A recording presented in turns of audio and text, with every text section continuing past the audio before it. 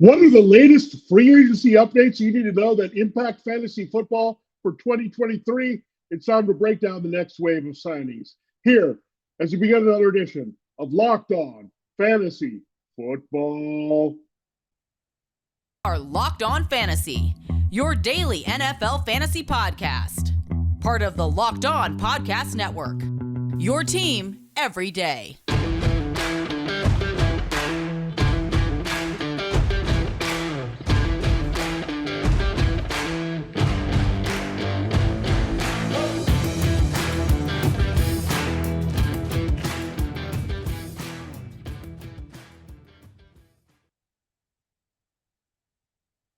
Greetings, everyone, and welcome to another edition of the Locked On Fantasy Football Podcast. As usual, I'm your host, Vinnie Iyer. When I'm not doing this, I'm writing about NFL and fantasy football for sportingnews.com. More fantasy analysis that you can check out, covering all the moves, tracking the signings, the top 60 I have on the site, the other notable signings, all looking at those, keeping you updated with the news we get from all around the league. And I know it's still a legal tampering period, but later today, we will have the official start of the league here at 4 p.m.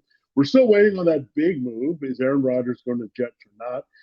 If you need that analysis, it's up now. We broke it down hypothetically to see what you're looking at there in terms of Aaron Rodgers joining the Jets and what that could mean for their offense and their guys involved. Well, we have a new player in that offense, so we'll talk about him in the show. Allen Lazard is now a Jet, the former Packers wide receiver, agreeing to a 4-year, $44 million deal to go to New York. So foreshadowing, perhaps, that Aaron Rodgers is headed there as well. We might find out today, 1 p.m. Eastern time here. He's going on the Pat McAfee show. So tomorrow we might have something actual to be broken down for you with Aaron Rodgers. But there are other notable signings happening that are affecting fantasy football. More offensive skill players coming off the board. The running backs starting to have an impact and changing things a little bit here. So we'll break down the running backs for you, what's going on there. Look at the wide receiver of note, Lazard, and then a couple of tight end moves that happened. Then quarterbacks also switching teams here on the move, veteran quarterbacks. So we'll look at all those moves for you on today's show. Thanks again for making Locked On Fantasy Football your first listen today. We're free and available to you on all platforms. All right, let's start with the big news in Detroit. They're not re-signing Jamal Williams. He's been rumored to go to the Bills. There is the power back, but for now, the Lions have their new lead back. It's David Montgomery, 3 years, $18 million to lead the Bears. Kind of surprised some folks that Montgomery is the choice for Detroit. They could have looked at a running back with one of their two first-round picks, the second one here late in the first round. But instead, the Lions just go for a running back veteran market here. And David Montgomery, I think they wanted to clean up the power act of Jamal Williams. I think Williams is pretty much limited to being a power back, right? He racked up all the short touchdowns. Well, Montgomery can do that. But he's also a versatile pass catcher. This is important. I think he's going to come to DeAndre Swift a little bit. They just don't trust Swift completely to stay healthy. The durability issues have been there. That's why they're not totally committed. That's why they also spent some money on Montgomery instead of just bringing back Williams at a cheap price here to be a complimentary power back, despite him being very good in the locker room. So Montgomery gives a little bit more. He's a decent pass catcher. He's not exactly a plotter, but he's not exactly an explosive back either. So he's steady, pound him away a little bit to take some pressure off Swift.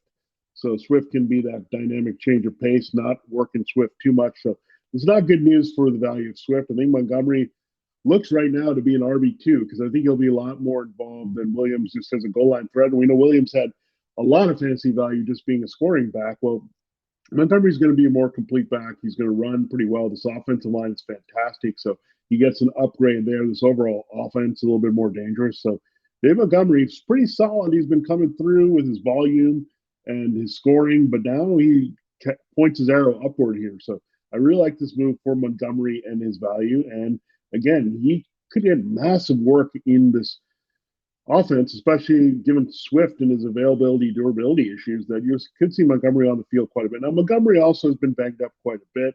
That's something that we're concerned with, and maybe they're just trying to say, okay, between these two guys, we'll have a healthy, versatile option to put on the field, not be a little bit more one-dimensional in the power game here with Williams whenever he's on the field. So I think that's what the purpose was. maybe didn't want to invest too highly in the running backs, use that valuable draft capital there on either Bijan Robinson or Jahmyr Gibbs. So they will go Dave Montgomery to complement Swift here. So arrow pointing up for him. Of course, that leaves Khalil Herbert in a great situation now for the Bears. He becomes the lead back. They did add a backup to him. It was Travis Homer. So Homer comes away from Seattle, and he is now in Chicago. So he's the change of place there that you have. A change of place and change of pace for Homer behind one Khalil Herbert. So Herbert ran well enough where the Bears trust him. We know this offense has a little bit more explosive potential. They upgraded their offensive line, got Nate Davis there from the Titans, so trying to become a better run blocking team. They are pretty good at that. They need to improve pass protection. I think they'll get that left tackle choice here. Maybe move around Braxton Jones. So when you look at the Bears, they're set up pretty nicely here. DJ Moore adding to that offense with Chase Claypool. Of course, Darnell Mooney, Cole Kmet, pretty good blocker as well as receiver. So this is great for Khalil Herbert. Great development overall as the offensive line upgrades, the skill upgrades, and also the moving of Montgomery. So Herbert's going to be on the radar right away as an RB2. And this offense playing off Justin Fields. And his running and Homer is just going to be a limited guy. Maybe you look at him as a backup. There wasn't too much there once Montgomery was gone. So they need someone behind Herbert, but being Homer, that means they're not forcing in the committee that Herbert really could see key touches here as a lead back. And he's had that opportunity before and done well when Montgomery's been injured. All right, another Seahawks running back on the move. No, it's not Kenneth Walker. It is Rashad Penny. He's going to the Eagles. So interesting. The Eagles also at the same time re-signed Boston Scott to a deal. So that pretty much tells you that Miles Sanders is no longer going to be in Philadelphia. Penny and Sanders do a lot the same, surprisingly. Penny is just a guy that's been less durable. Well, Sanders has also had those issues until this past year, but Penny a little bit more explosive, gives them more big running ability, not much receiving ability. That's the same thing with Sanders, but they have Kenneth Gainwell to do that. So I figured Gainwell would be in the mix. The fact they brought back Scott pretty much says no Sanders here. So Penny is a replacement for Sanders. I think they're looking for a little bit more big running pop there, and that's what Penny does. Remember those chunk runs and yards per carry behind this offensive line? He could really be special if he's healthy. So I think he'd be a guy who would score a lot of touchdowns, power through, but not to give you much of the pass game. But they don't need that with Gainwell. And they also have Scott as a guy that can help clean up for Penny in different spots as well. And there's a contingency there for his power running. So Rashad Penny lands in the best possible spot, leaving Walker and now joining a spot where there's going to be no Miles Sanders. So we're going to watch him, monitor it, but he's on the RB2 radar.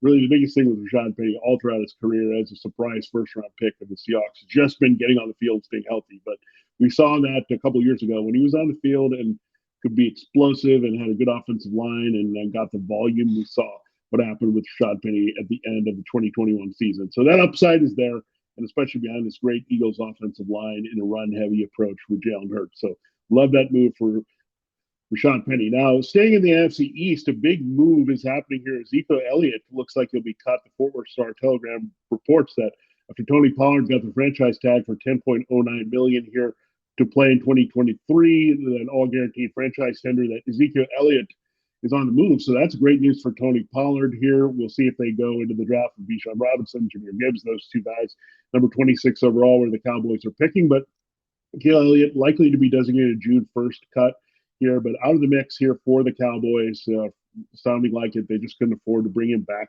16 million something cap hit there for Elliott. They're just not going to afford that. They can designate him as a cut for June 1st to get 10.9 million cap, and guess what? That pays for Tony Pollard's value right there, and then some with the 10.09 there for Pollard. So had to move on. Elliott's okay. He's a luxury to have with the veteran experience, pass protection, closing in the red zone. But we're going to watch for the Los Angeles Chargers with Kellen Moore maybe needing a power back and the Austin Eckler trade situation up there. But it seems like Elliott and Eckler could be much like Elliott and Pollard, and Elliott would be upgrade over one just really their Joshua Kelly mix, that kind of mix that they have there. So when you look at that, that's good news for Elliott to potentially flapping out of there. The Bills also have potential. They haven't re-signed Devin Singletary ahead of their change of pace back, James Cook. I also have listed the Browns maybe being a backup behind Nick Chubb, and the Saints being the power back replacing Mark Ingram behind Alvin Kamara. So 4 likely ending spots there. You can check out in detail what I like about those teams there for Zeke Elliott. But great news, the pointing up arrow for Tony Pollard for sure after his big breakout season.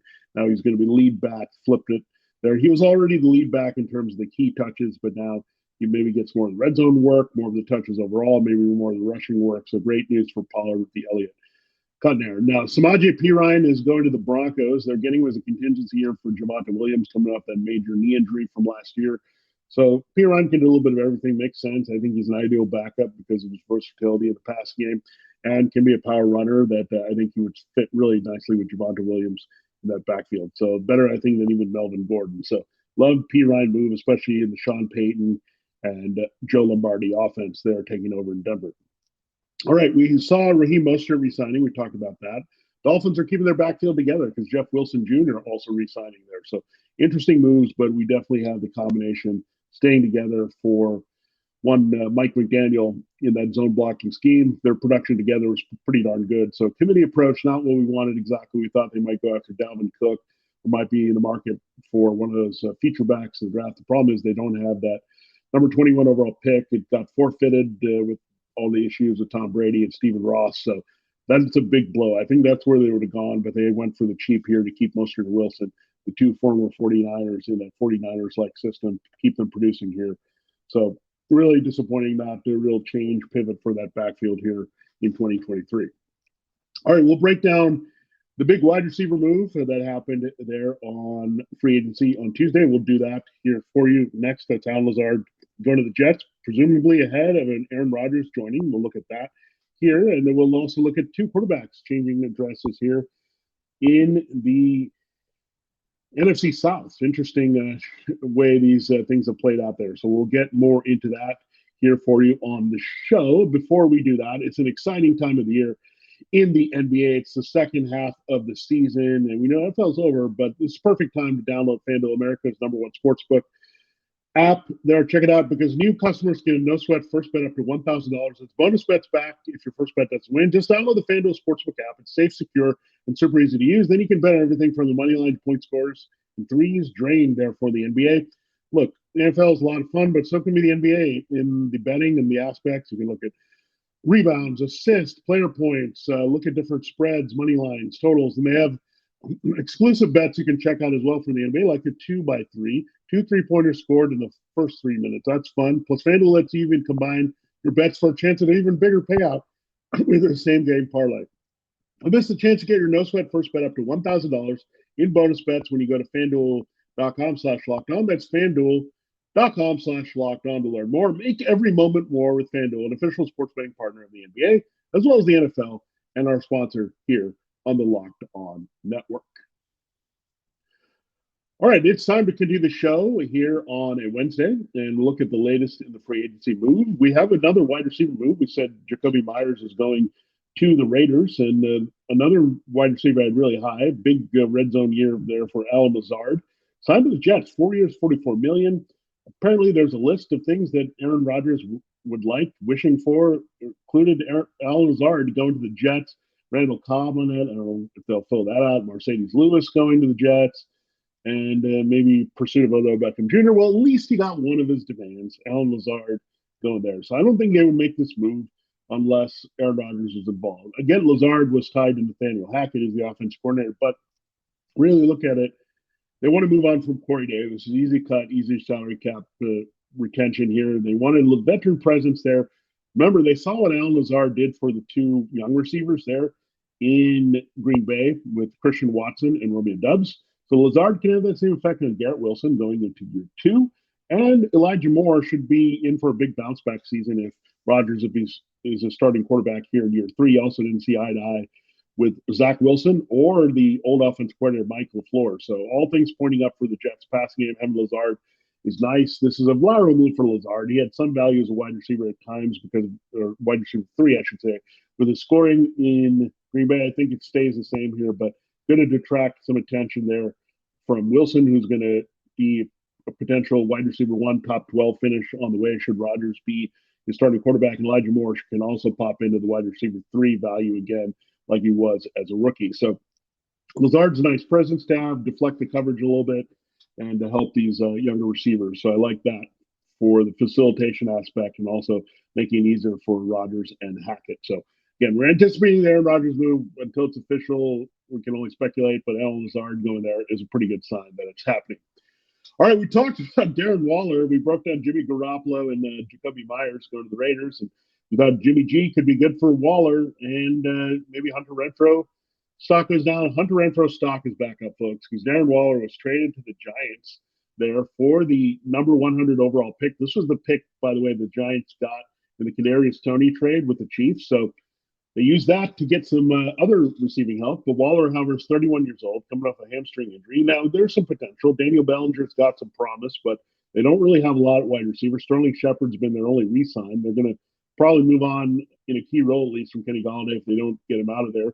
So you have Wan'Dale Robinson, you got Bellinger, you got other things to figure out here. Isaiah Hodgins, they probably won't pick back Richie James. So you have a little bit maybe more use of 12 personnel with two tight ends with Waller and Bellinger. We've seen a little bit with these offensive-minded coaches before Brian Dable, the head coach with Buffalo, and of course Mike Kafka, the offensive coordinator for the Chiefs. So these guys have had Dawson Knox and Travis Kelce, some impact players at tight end. So I can see Waller being a key red zone threat here for Daniel Jones, but in staying healthy is my big concern. I'm not going to bang the table and trust Darren Waller as that tight end of old. He's just not had enough availability there, and he's a little bit older, coming off of a hamstring injury. So buyer beware there.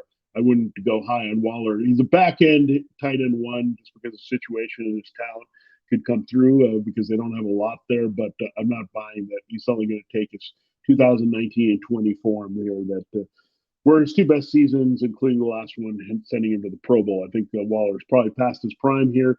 Good story, resurrected his career after some off-the-field things, transition from the Ravens to the Raiders, got a big contract, but I think the best of Waller is behind him.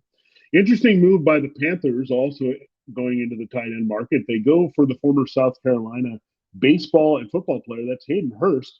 So Hayden Hurst joins a group that includes Tommy Tremble and Ian Thomas. He was immediately better than those guys. Inline tight end. So he has some promise here with the new offense as they have a security blanket tight end here for the number one overall quarterback, whether it's C.J. Stroud of Ohio State, Bryce Young of Alabama, or Anthony Richardson of Florida. So they did make a move there to address quarterback with Matt Corral being their only option. But Hayden Hurst has an opportunity here, not a lot in the receiving court. We know they got rid of DJ Moore, making Terrace Marshall Jr. their best receiver for the rookie quarterback. So Hurst could have landed in a better spot here. Good year for him with the Bengals the 1 year as he replaced C.J. Uzomah. Bengals are expected to draft a tight end here and really upgrade from Drew Sample. So Hurst moves on to the Panthers, a little bit of flyer tight end, but wait and see approach as it's been a disappointing position, but I think Frank Reich and Thomas Brown are going to resurrect that as a relevant pass-catching option here for the Panthers. All right, we'll break down the Panthers quarterback move as well as the Buccaneers quarterback move in our final segment here on the show, but it is the hot stoves time in the NFL, and we've got some good stuff going on here for you. So when we think about that, look at the screen here if you're watching on YouTube. Ultimate Pro Football GM is something that is exciting because you can play like the GM.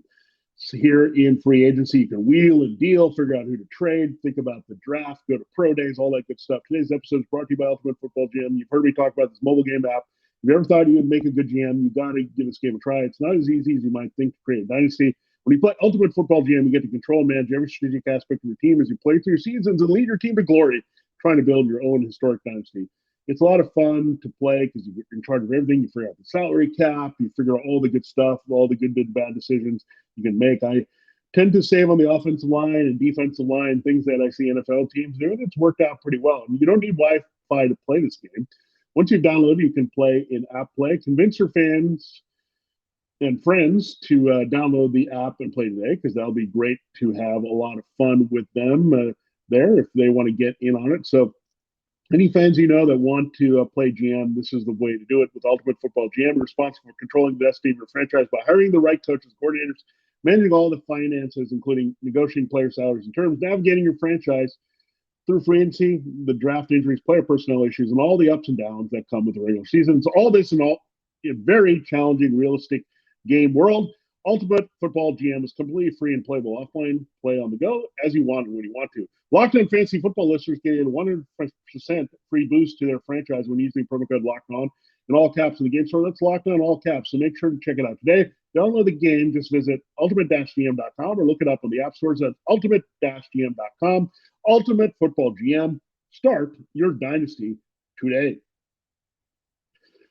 Time to close the show here on Locked On Fantasy Football, and we'll break down the two quarterback moves. Now, nothing earth-shattering here, but we'll start with Carolina. Andy Dalton is swapped to another team here, so he keeps bouncing around since he left the Bengals. He's been on the Cowboys.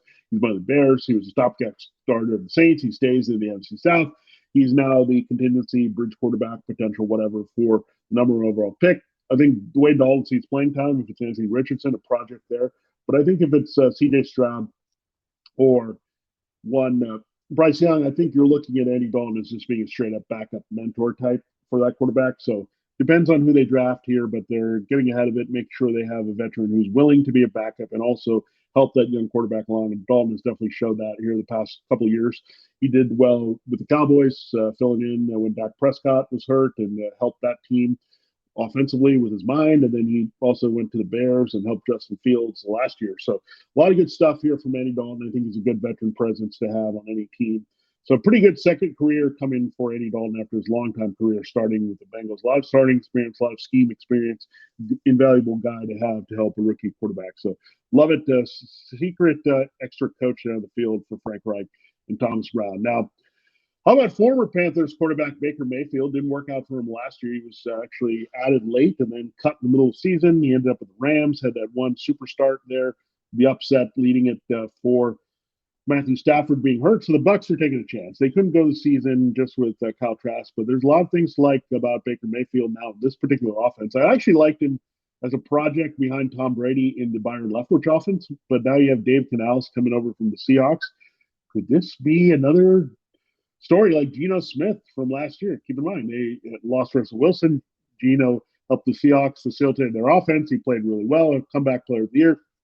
Seahawks made the playoffs, had a very good offense here, replacing Wilson. Will this happen again with Tom Brady gone and retired from the Bucs? Something to watch out for sure. But Baker Mayfield right now would have to be the favorite to start over Kyle Trask.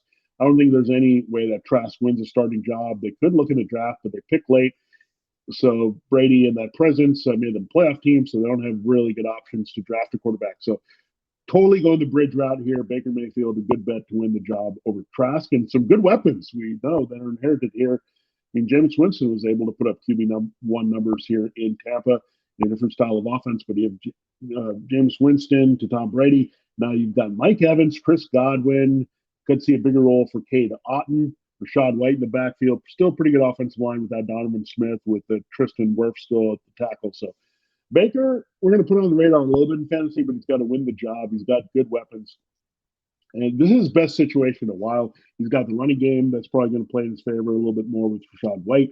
Throw downfield, has a decent tight end, very good wide receivers here. So we're going to watch Baker. Very interesting. Again, he has a clearer path to start than Dalton does for sure, with Kyle Trask being the only option there. So we're going to watch it, but I think it's a good move to facilitate the key weapons here.